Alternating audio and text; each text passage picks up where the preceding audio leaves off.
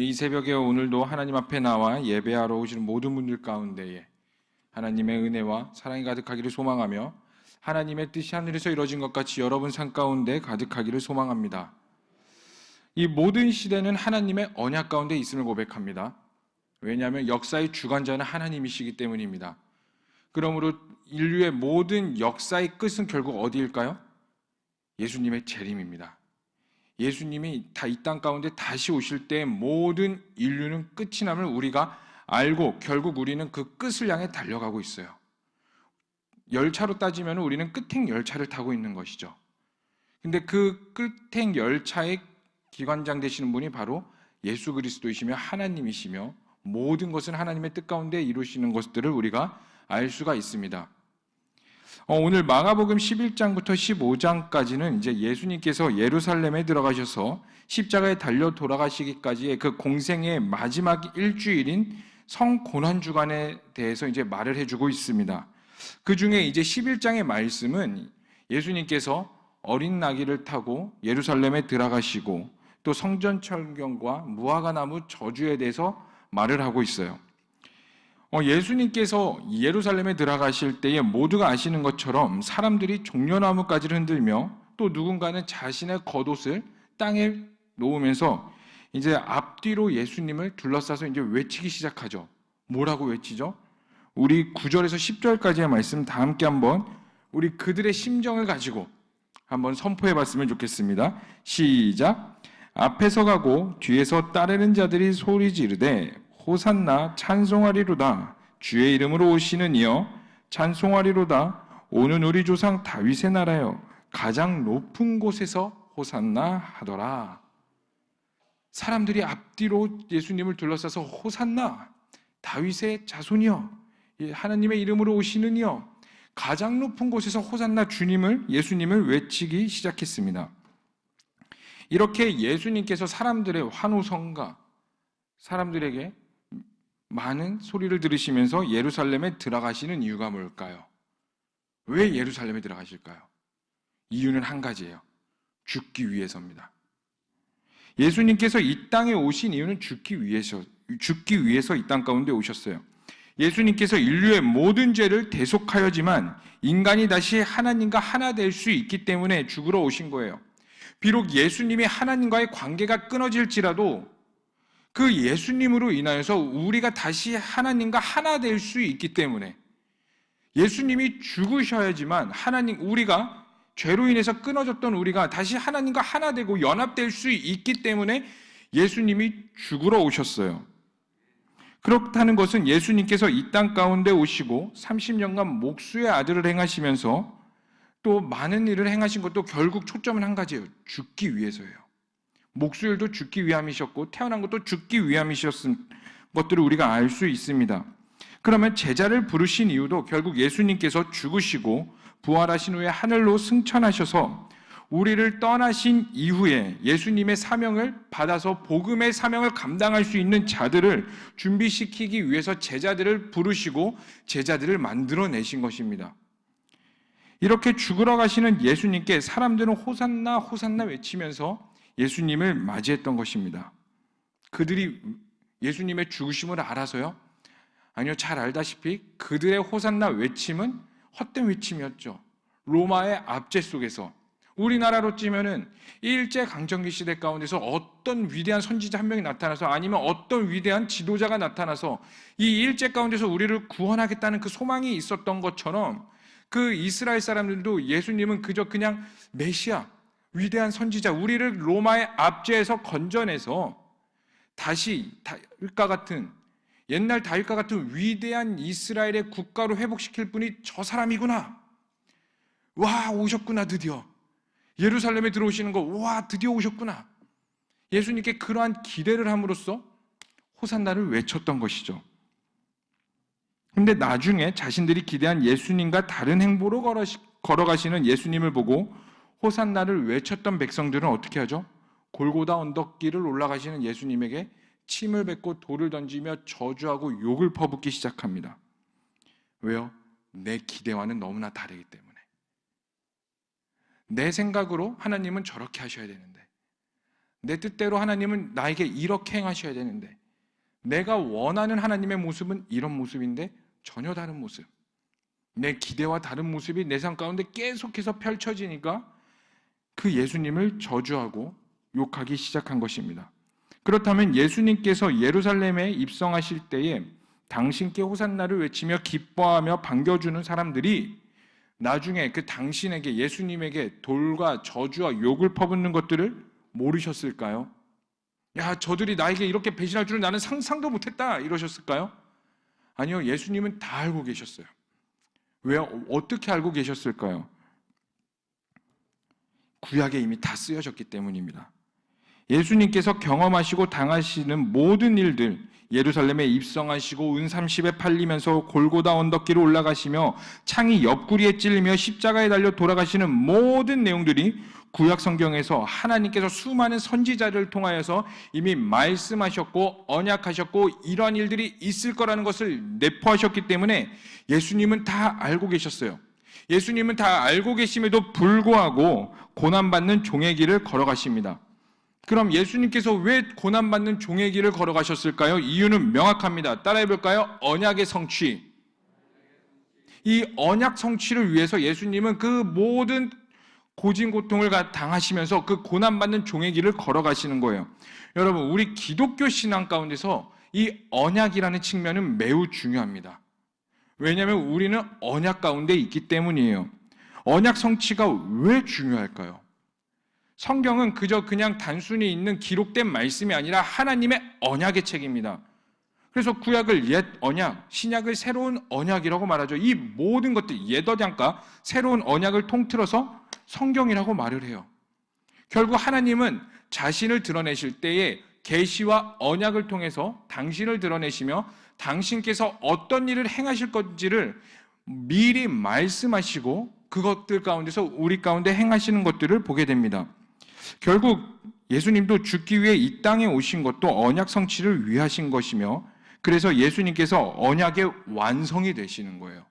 예수님이 이 땅 가운데 오심으로 구약 가운데 쓰여있던 모든 언약들이 완성이 되기 때문에 예수님은 언약의 완성이 되시는 것입니다. 예수님께서 오셔야지만 오래전 선지자들을 통하여 언약한 것들이 비로소 완성이 되고, 그리고 언약을 성취하시기 위해 당신이 이 땅 가운데 오셨고, 이들이 지금은 호산나를 외치지만 결국 나를 저주하고 죽일 것을 아심에도 불구하고 어린 나귀를 타고 예루살렘에 입성하시는 것입니다. 그럼 오늘 이 언약의 말씀이 우리에게 무엇을 선포하는 것일까요? 제가 여러분들에게 한 가지 질문을 해보겠습니다. 여러분들은 예수님을 믿으세요? 예수님을 정말 사랑하십니까? 아멘이시죠? 그러면 여러분들 모든 삶 가운데, 모든 영역 가운데 하나님의 뜻이 드러나길 소망하며 여러분들이 거하는 모든 곳 가운데서 온전히 주님만 영광 받으시길 소망하세요?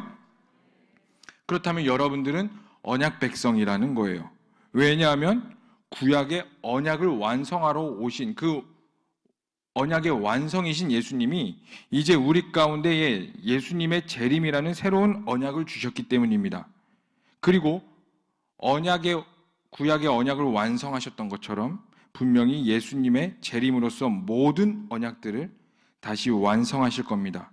그래서 우리에게 흘러가는 모든 시간, 1분 1초가 바로 언약의 시간 안에 있고, 우리는 다시 오실 예수님을 준비하며 선포하고 있기에 언약 백성이라는 거예요. 그렇기 때문에 우리는 분명히 믿는 것은 우리 주님은 다시 오신다는 것입니다. 우리 한번 따라해 볼까요? 우리 주님은 분명히 다시 오신다. 아멘이세요? 이 모든 것들이 여러분들의 소망이 되셔야 돼요.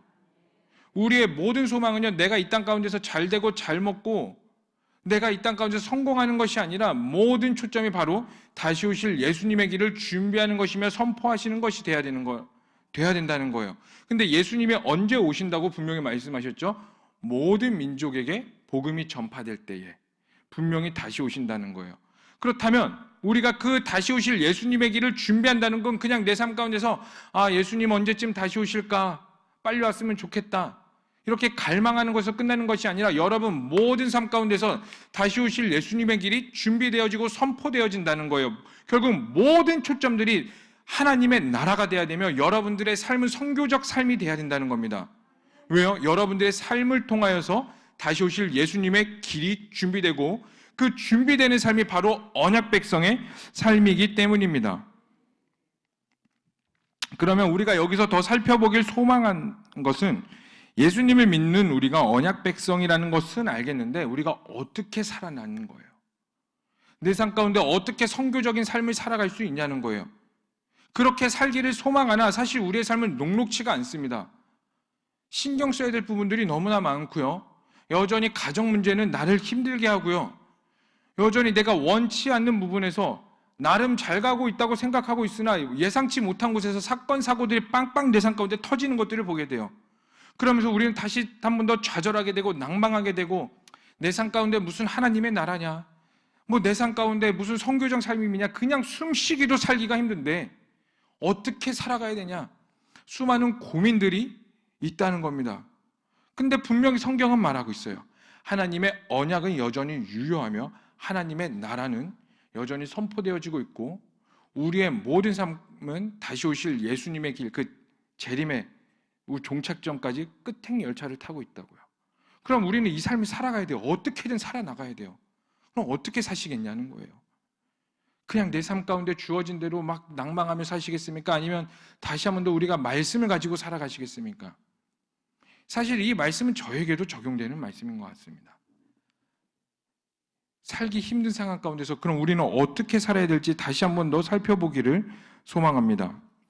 우선적으로 우리는 하나님의 말씀에서 예수님께서 무엇을 타고 예루살렘에 입성하셨는지를 봐야 합니다. 예수님께서 무엇을 타고 예루살렘에 입성하셨죠? 바로 나귀 새끼죠. 어린 나귀를 타고 예루살렘에 입성하셨어요. 다시 말해서 예수님께서 언약을 성취하시기 위해서 어린 나귀를 사용하셨다는 것입니다. 그런데 예수님께서 이 나귀를 어떻게 부르셨을까요? 우리 3절의 말씀입니다. 우리 다 함께 읽어보도록 하겠습니다. 시작. 만일 누가 너희에게 왜 이렇게 하느냐 묻거든 주가 쓰시겠다 하라. 그리하며 즉시 이리로. 예수님께서 한마디 하셨어요. 그냥 주가 쓰시겠다 하라. 우리 한번 상상해 볼까요? 우리가 물건을 사러 갔습니다. 희귀한 물건이에요. 딱 이것을 보고 이제 계산대 앞에 가져갑니다. 그럼 우리는 어떻게 해야 돼요? 얼마예요? 딱 이렇게 물어봐야죠. 근데 주가 쓰시겠다 하라. 이런다고 상상해 봅시다. 그러면은 그 계산대 직원이나 사장이 뭐라고 말하겠어요? 경찰을 부르겠죠. 그 당시도 예수님이 살아가던 당시도 화폐가 있었던 시대입니다. 마땅히 이 나귀를 사용하려면 돈을 지불해야 되고요. 이 나귀를 예수님이 쓰길 원하신다면 합당한 것에 대한 그거에 대한 값을 지불해야 돼요. 근데 예수님이 행하신 것은 딱 한 가지예요. 그거에 대한 합당한 값을 지불한 것이 아니라 딱 한마디 주가 쓰시겠다 하라. 그런데 놀랍게도 이 나귀의 주인은 쓰라고 줍니다. 어떻게 예수님은 그 한마디로 끝냈을까요? 이 주가 쓰시겠다라는 말에서 주라고 불리우는 말은 원어인 헬라어로 이렇게 말합니다. 우리 한번 따라해 봅시다. 퀴리오스. 다시 한번 해볼까요? 퀴리오스. 이 주라는 말이 퀴리오스라는 말로 쓰이는데 퀴리오스는 일반적으로 주인이라는 말로도 불리웁니다. 근데 여기서의 이 주인은 이 나귀의 주인이 아니라 바로 예수님 당신을 지칭하는 거예요. 그래서 다시 말하자면 나귀의 주인이신 예수님께서 사용하겠다, 주가 쓰시겠다 하라는 말은 다시 말씀드려서 나귀의 주인이신 내가 사용하겠다라는 말인 것입니다. 그런데 나귀의 주인은 사실 누구예요? 예수님이 아니에요. 진짜 주인은 따로 있었어요. 그런데 왜 예수님은 당신 스스로를 주인이라고 칭했을까요? 이것은 만물의 창조주이시며 다윗의 자손인 왕으로서의 신분과 관련이 있어요. 창조주는 모든 만물의 주인이시며 왕이십니다. 그리고 모든 것들의 소유주예요. 따라서 나귀 새끼 역시 창조주이신 하나님의 소유이며 왕이신 예수님의 물건일 수밖에 없는 것이에요. 그러므로 창조주와 왕의 특권을 행사하셔서 선포하신 겁니다. 주가 쓰시겠다. 그리고 나귀의 새끼 주인은 그 권위에 순종하여서 6절의 말씀처럼 순순히 나귀 새끼를 보낸 것입니다. 우리도 마찬가지라는 거예요. 하나님의 나라와 하나님의 언약을 위해서 다시 오실 예수님의 재림을 위해서 우리를 어린 나귀와 같이 부르셨다는 거예요. 하나님과 동행하며 하나님의 언약을 성취하는 사람들로 쓰신 거예요. 그러면서 우리에게 무엇을 말씀하시죠? 너희를 주가 쓰시겠다 하라. 왜요? 우리는 그 창조주이시며 왕이시며 왕적 권위를 가지고 계신 그 하나님의 자녀이기 때문입니다. 우리는 그 하나님을 믿음으로써 예수 그리스도를 나의 구주로 영접함으로써 우리에게 무엇이 흘러들어오게 되냐면 왕권이 같이 들어오게 돼요. 그리고 그 왕권과 그 왕의 권위 아래서 주가 쓰시겠다 할 때 우리는 무엇으로 화답해야 되냐? 그 나귀 새끼의 주인처럼 그 왕적 권위 앞에 바짝 엎드리고 순종함으로써 아멘! 주님, 내가 주님의 나라와 주님의 영광을 위해 쓰임받기를 소망합니다. 하나님, 내 삶의 모든 영역이 하나님의 언약 가운데 있기를 소망합니다. 왕의 권위와 왕의 뜻과 주님의 영광과 주님의 위대하심이 내 삶 가운데 드러나기를 소망하는 여러분들의 영역이 되셔야 된다는 거예요. 그럼으로써 여러분들의 모든 삶 가운데서 예배가 되셔야 돼요. 정말 하나님의 나라와 이 땅 가운데서 비록 내 삶이 힘들고 어려울지라도 하나님의 언약 가운데 있기를 소망하는 자들이 마땅히 해야 될 것들은 무엇이냐면 바로 하나님을 예배하는 거예요. 여러분, 인간의 제1의 목적이 뭔지 아십니까? 하나님을 영화롭게 하는 거예요. 다른 게 아니에요. 인류의 제1의 목적은 하나님을 예배하는 것이며 하나님 당신을 영화롭게 하는 것이 우리 인간의 제1의 목적이에요. 그렇다는 것은 여러분 삶 가운데서 하나님이 왕의 권위, 왕이심을 인정하셔야 돼요. 우리가 믿는 하나님이 바로 진정한 왕이시라는 겁니다. 우리는 이것에 대한 진지함을 가지셔야 돼요. 그냥 왕이 부르셨구나 이렇게 생각하시면 안 된다는 겁니다. 만약 여러분 집에 갑자기 뭔가 초청장이 찾아와요. 그 봉투에는 청와대라고 써 있어요. 그 봉투를 열어봤더니 이 청와대에 만찬을 나를 초대한대요. 그럼 여러분들은 무엇을 준비하시겠어요? 핸드폰을 들고 이제 전화를 하기 시작하죠. 내 친지 가족들에게 들어봐. 야, 청와대에서 나에게 만찬을 초대했어. 내가 뭐라고? 내가 뭔 일을 행했지? 막 자랑하기 시작합니다. 그리고 여러분들은 어디로 달려가요? 백화점으로 달려가시겠죠. 비싼 옷과 멋진 액세서리를, 그리고 백화점에서 쇼핑을 마치신 후에 어디 가시겠어요? 미용실 가셔야죠. 머리를 예쁘게 꾸미시고 컬을 다시 새롭게 하시며 파마로서 나를 새 신부로 단정하듯이 이쁘게 준비하시겠죠. 한 나라의 대통령 만나는데도 그렇게 나가시는데 여러분들이 그 왕의 권위 앞에 어떻게 나가시겠어요? 어떠한 마음가짐을 가지고 나가시겠어요? 그런데 우리 하나님은 그 대통령보다 높으신 분이세요. 만왕의 왕이시며 모든 이름 가운데 가장 뛰어나신 분이십니다. 그 하나님께서 여러분들을 부르셨다고 주가 쓰시겠다고 하신다는 것이에요. 함께 동역하자고 먼저 다가오시는 거예요. 앞뒤가 사실 안 맞아요. 우리가 그 하나님의 바지가랑이를 붙들면서 하나님 제발 나를 버리지 말아달라고, 나를 사용하고 나를 붙들어 달라고 막 울고 불고 개걸에도 모자를 파네. 하나님께서 먼저 찾아오셔서 우리 가운데 주가 쓰시겠다, 주가 쓰시겠다. 근데 왜 그러고 있느냐? 우리에게 말씀하고 계시는 거예요. 우리가 여기서 그냥 왕이 오시겠구나, 그냥 왕이 나를 사용하시겠구나, 예 하나님 그렇죠, 네 주님 감사합니다. 그 왕의 권위를 우리는 너무나 무시하고 있어요. 마치 그 대통령 초청장 앞에 겨우 막 일어나서 떡진머리로 추리닝과 슬리퍼 찍찍 끌고 나아가는 모습처럼 우리가 하나님 앞에 그렇게 대하고 있지는 않은지, 여러분 믿음이 없다는 건 우리가 하나님 앞에 그렇게 대하고 있는 거나 마찬가지예요. 여러분들은 그 진지함을 가지시고 그 왕의 권위 앞에 굴복하시면서 그 왕이신 하나님께서 나를 부르셨다는 그 자부심을 가지시길 소망합니다. 여러분들은 그리스도인이라는 자부심을 갖고 계셔야 돼요. 사실 때로는 내가 그리스도인이라고 나타내는 거 부끄러울 때도 있죠. 네. 막 주변에서 교회 다니십니까? 하면은 갑자기 네, 난 교회 다닙니다. 막 슈퍼맨 옷 벗듯이 네, 내가 그리스도인입니다. 이러지 못하고 네, 학생들은 학교 식당 가서 막 식기도 막 이렇게 하는 것이 아니라 주님 감사합니다. 아멘. 그리스도인에 대한 자부심이 너무나 없어요. 우리는 그 그리스도인의 자부심이 없다는 것은 무엇이냐면 우리가 그 하나님의 왕의 권위 앞에 순종하지 못하고 있음을 나타내고 있습니다. 여러분들이 그리스도인에 대한 자부심이 없다면 여러분 스스로 하나님과의 관계를 다시 점검해 보시길 소망합니다. 하나님을 제대로 알고 있다면 여러분들은 하나님과 그 왕의 권위 앞에 순종할 수밖에 없으며 내가 그리스도인이라는 것에 대한 자부심이 있을 수밖에 없어요. 그리고 그 자부심으로 인해서 여러분 가운데 무엇이 선포되냐면 하나님의 나라와 다시 오실 예수님에 대해서 선포하게 돼요. 여러분 길거리에서 막 예수 천당 불신지옥 하는 사람들 많이 보셨죠? 요즘엔 많이 사라졌는데 그들과 한번 대화해 보세요. 한 번은 제가 1호선 타고 가는데 막 신도림역 앞에서 1호선에서 막 예수 천당 불신지옥 외치는 사람을 보고 막 색소폰으로 막 찬송하는 사람을 본 적이 있어요. 그분에게 한번 여쭤봤어요. 왜 그렇게 행하십니까? 다른 거 다 떠나서 그분에게는 내가 그리스도인이라는 자부심이 있더라고요. 여러분들 가운데 정말 내가 하나님의 왕적 권위 앞에 있다는 것을 여러분 믿으시면 여러분 가운데 당당한 선포가 나갈 겁니다. 예수님만이 왕이십니다.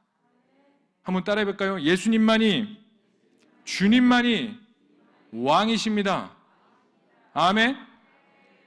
이러한 자세가 바로 하나님의 나라와 하나님의 언약 백성의 자세라는 겁니다. 이러한 상황에서 우리에게 요구되는 것은 단 한 가지. 이제 순종하겠니?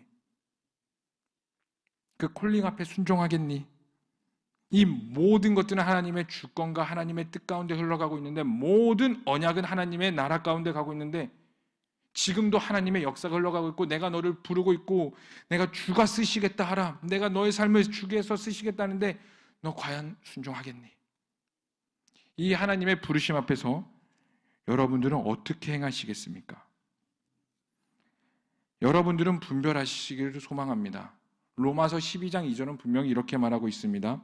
너희는 이 세대를 본받지 말고 거룩해 함으로 하나님의 선하시고 기뻐하시고 온전하신 뜻이 무엇인지 분별하도록 하라.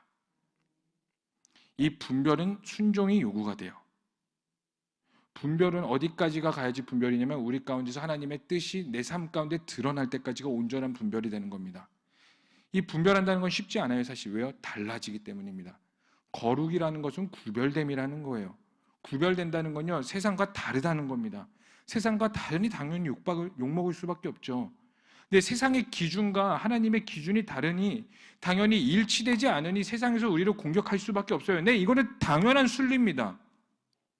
이 분별이라는 것은 내 삶 가운데서도 분별이 온전히 일어나야 된다는 거예요. 그리고 이 분별의 삶 가운데서 가기 위해서는 100%의 순종이 있어야 돼요. 자기 십자가 지고 따라가는 순종까지. 그래야 비로소 주가 쓰시겠다 하실 때 여러분들이 아멘으로서 나아갈 수 있는 것입니다. 하나님은 지금도 여러분들을 부르고 계십니다. 어떻게 하시겠습니까? 소망하는 것은 언약의 백성답게 하나님께 나아가시기를 소망합니다. 이 시간 우리가 함께 좀 기도했으면 좋겠습니다. 분명히 지금 이 순간 가운데서도 하나님이 말씀하시는 분들이 있을 것입니다. 아니면은 갈등하시는 분들도 있으실 겁니다. 수많은 선택지 앞에서 어떤 것들을 행해야 될지 고민하시는 분들이 있을 것입니다. 우리가 함께 기도하십시다. 하나님이 무엇을 기뻐하시는지 알게 하여 주시옵소서. 주님이 기뻐하시는 것을 선택하는 우리가 되게 하여 주시고 내가 그 선택할 수 있는 능력이 없다면 성령께서 나를 붙잡아 주시옵소서. 그래서 내 삶의 모든 영역이 하나님께 순종이 되는 삶이 되게 하시고 주가 쓰시겠다 하라 할 때 내가 아멘 나를 사용하여 주시옵소서. 분별되게 하여 주시옵소서. 그렇게 담대히 자부심을 가지고 나아갈 수 있는 내가 되게 하여 주시옵소서라고 이 시간 우리 다 함께 주여 한번 부르시면서 간절히 기도하도록 하겠습니다.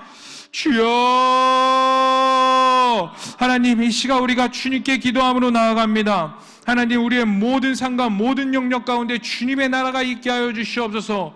주님의 뜻만이 있게 하여 주시옵소서. 하나님 나의 모든 영역과 주님의 뜻이 내 모든 삶 가운데 있게 하여 주시옵소서. 주가 쓰시겠다 할 때 언약을 성취하시게 예루살렘에 입성하셨을 때 것처럼 이제 이 마지막 시대를 이 언약의 성취의 끝 막바지에 있는 이 시대 가운데에 나귀 새끼처럼 우리가 주님께 쓰임받기를 소망합니다. 주가 쓰시겠다 하라 할 때 아멘 나를 사용하시옵소서. 나의 주인은 하나님이십니다. 나의 왕은 하나님이십니다. 것이다, 그런 고백이 있게 하여 주시고, 이 악한 시대 가운데 그리스도인이라는 자부심을 가지고 살아가게 하여 주시옵소서. 나는 왕의 백성이라는 것을 나의 가정과 내 회사와 모든 영역 가운데 일어나게 하여 주시옵소서.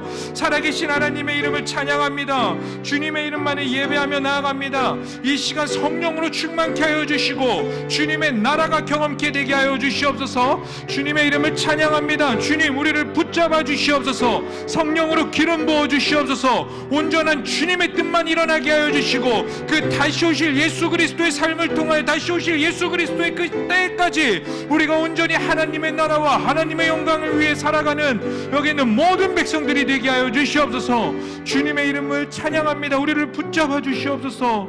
주님만을 예배합니다. 살아계시고 역사하신 하나님의 이름을 찬양합니다. 하나님, 이제 우리의 모든 삶은 이제 그 막바지, 언약의 막바지 예수 그리스도의 재림의 끝에 있음을 고백합니다. 이 언약 성취를 위하여 여전히 나귀 새끼를 찾는 그 예수님처럼 주가 쓰시겠다 할 때 우리가 아멘, 주님 내가 여기 있습니다라고 고백할 수 있는 우리가 되게 하여 주시옵소서. 그리고 우리가 그 왕의 권위와 그 왕의 이름 앞에 엎드리게 하여 주시고, 우리가 그 당신의 이름을 예배하며 나아갈 때에 주님, 우리 가운데 하늘의 영을 부어주셔서 온전한 주님의 뜻이 하늘에서 이루어진 것 같이 우리의 모든 삶과 모든 곳에서 이루어지게 하여 주시옵소서. 우리의 모든 삶이 선교적 삶이 되게 하여 주시옵소서. 다시 오실 주님을 기뻐하며 선포하는 삶이 되게 하여 주시옵소서. 하나님, 그러나 우리는 너무나 부족합니다. 우리는 이 시대를, 이 땅을 우리 능력으로 살아갈 수 없음을 고백합니다. 때로는 두렵기도 합니다. 그렇게 성령님이 필요합니다. 성령 충만케 하여 주시옵소서. 기름 부어 주시옵소서. 하늘의 문을 여시옵소서. 이 시간 우리가 주님께 다시 한 번 더 엎드리며 나아가오니 주님의 뜻을 이루어 주시옵소서. 이 모든 것을 믿고 살아계신 예수님의 이름으로 기도하며 나아갑니다. 아멘. 주여, 주여, 주여. 하나님, 이 시간 우리가 주님께 나아갑니다. 하나님, 성령을 부어주시옵소서. 성령 충만케 하여 주시옵소서. 이 악한 시대를 살아갈 수 있는 능력을 부어주시옵소서. 온전히 하나님의 뜻대로 살아나갈 수 있도록 기름 부어주시고 주님의 뜻이 온전히 세워지게 하여 주시옵소서.